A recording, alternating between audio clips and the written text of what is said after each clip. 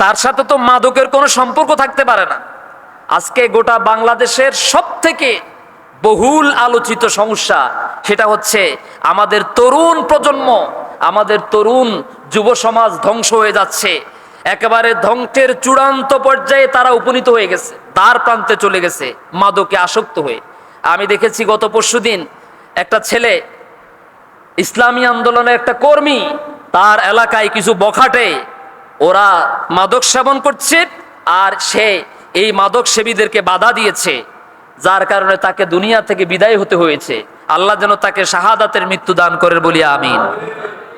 এভাবে করে আমিও আমার মাইকের আওয়াজ যতদূর পর্যন্ত যাচ্ছে, আমার এই সমাজের পরিধি যতদূর পর্যন্ত আছে, আমি আপনাদের সবাইকে উদারত আহ্বান করুন, সন্ধ্যার পরে যদি দেখেন কোনো ছেলে জমাটবদ্ধ হয়ে গ্রুপ করে চিপাই চাপায় বিল্ডিংয়ের পিছনে, দোকানের পিছনে, কোনো গলির আড়ালে বসে বসে যদি তারা এই ধরনের কোনো অপকর্মে লিপ্ত হয়, মাদকে লিপ্ত হয়, ইয়াবা, গাঁজা ইত্যাদি ইত্যাদি, এরপরে বসে বসে ফ্রি ফায়ার দেখছে, অপরাধ জগতে চলে যাচ্ছে, মোবাইল থেকে খারাপ খারাপ দৃশ্যগুলো দেখে 8 বছরের 7 বছরের মেয়েদের উপরে তারা ঝাঁপিয়ে পড়ে, হচ্ছে কি হচ্ছে না?